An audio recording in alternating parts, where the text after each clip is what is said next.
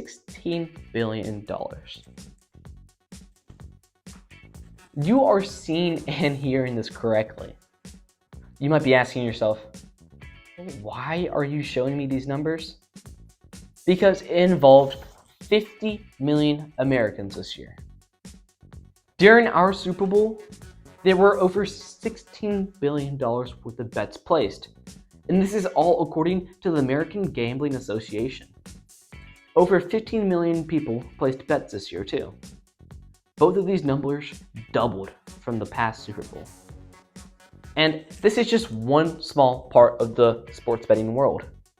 We have so many other sports. For instance, college football. It's really big now with college football playoff expansions, meaning there's lots more bets to be placed. Also, soccer. The World Cup is watched by everyone across the world. Sports betting affects over billions in the world, not only just the millions in America. Also, baseball is one of America's biggest sports. They can't watch a game just sitting down there rooting for nothing. They're going to place money on it. And there are even some absurd sports. I don't know anyone who watches this, but I know people who place bets on badminton. Now, today, we are going to explore the world of sports betting. From how it blew up in America, to see how it's making so many positives and negatives into our lives. Sports betting has changed our culture, and this is how.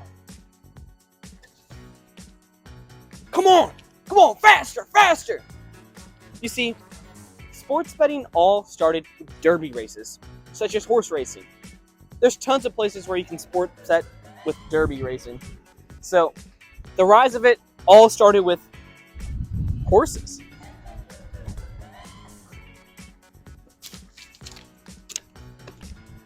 Ooh, I like this place. Gina's Lounge. Closed late.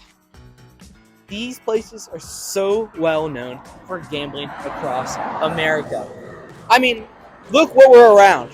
This beautiful spot just for gambling.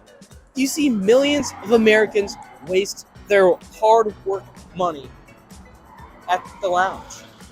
This is such a negative effect to pop culture. Sports betting has been legal in some states for years now, such as Nevada. Well, with mobile apps such as FanDuel and DraftKings, it's made it so easy to sports bet throughout the whole nation. Some states really want to do it as well, such as West Virginia. In August of 2018, Mr. Fluharty proposed a bill for sports betting to be legalized in West Virginia. It got passed. And, lucky enough, I was able to get an interview with Mr. Fluharty. Here's a few words from him. My name is Sean Fluharty. I'm a delegate. I represent District 5 in Ohio County in the House of Delegates. I've been serving in legislature since 2015. I was elected in 2014.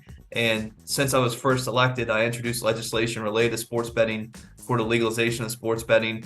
As my profession, I'm an attorney, so I knew that there were some issues going on in the courts and that we were years away from sports betting becoming able to be legalized in all 50 states. So fast forward to 2018 range when the Supreme Court ruled that PASPA, which was basically the law that was ruled unconstitutional, saying that sports betting could only be done in certain states and not all states, was ruled unconstitutional. West Virginia was one of the first states at that time to pass legislation that said, if and when PASPA is ruled unconstitutional, we will then implement sports betting. And here we are today with it up and running. Now, can you tell me some of the positives that comes from sports betting? Well, I'd say one thing that we have that's positive is that it eliminates the black market. It works to do that. So previously, people were going to what I would call offshore accounts. So they would go to Bovada, for example, was a big name offshore account.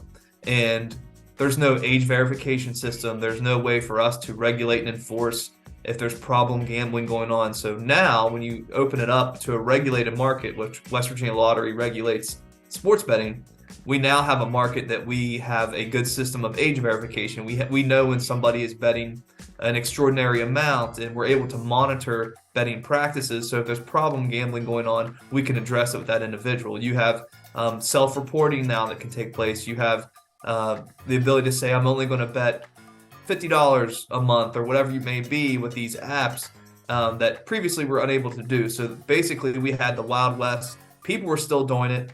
They just weren't regulated in any way, and now they are, and that's a positive for us, and also the monetary for the state. You know, this goes into the big pot of West Virginia Lottery, which goes to things like the Promise Scholarship, right? That's something that you're going to be thinking about coming down the road. It goes to money for our elderly in homes in West Virginia. So there's, you know, this big pot of money from gaming, and that includes regular lottery, that includes things like sports gaming, and it includes iGaming, casino gaming. So there's the big pot that it goes into, and really, you know, helps our state in many ways that a lot of people don't know about. So I'm sure you've seen commercials with not just sports betting, but West Virginia Lottery, and it says, you know, this is what it goes to, and this is part of another part that we've been able to now, about through legalization, add to our formula. Okay. Now today, we have a special guest with us, Chad Lovejoy, a former delegate and a casual sports bettor. Let's give it up for him. So, my name is Chad Lovejoy. I'm a lawyer here in Huntington and a casual sports bettor. All right, so now that you know that sports betting is a thing in West Virginia for those 21 and above, what do you think of it? I think it's fun for adults if done responsibly, and you know, it adds an element of fun to watching games.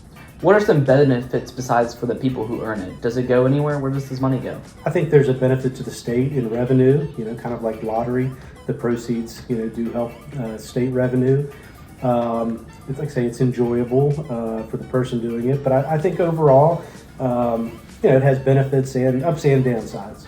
Mm-hmm. And could you name some of these downsides? Sure. I think it's like, you know, whether it's alcohol or tobacco or, you know, or lots of things you could take to extremes. So if it's not done responsibly, say people are using money they don't have to lose, or people using money for, you know, utilities and groceries and gambling, I can see where it can have a bad effect on families if not done responsibly. Mm-hmm. And finally, do you think it'll be sports betting nationwide in all 50 states? I think at some point, I think it's almost like the lottery was many years ago. A couple states had a lottery, and then other states saw how much those states made on lottery sales, and so it expanded, and then you start having national or things like Powerball that go across states. So I think all states eventually will get on board in some way. All right. Thank you. Well, after today, we see many things about sports betting, which leads me to this analogy. It's just like playing on a playset. You can have tons of fun, or you could fall, get hurt, the more risk you take. So make sure you know what you're doing while sports betting.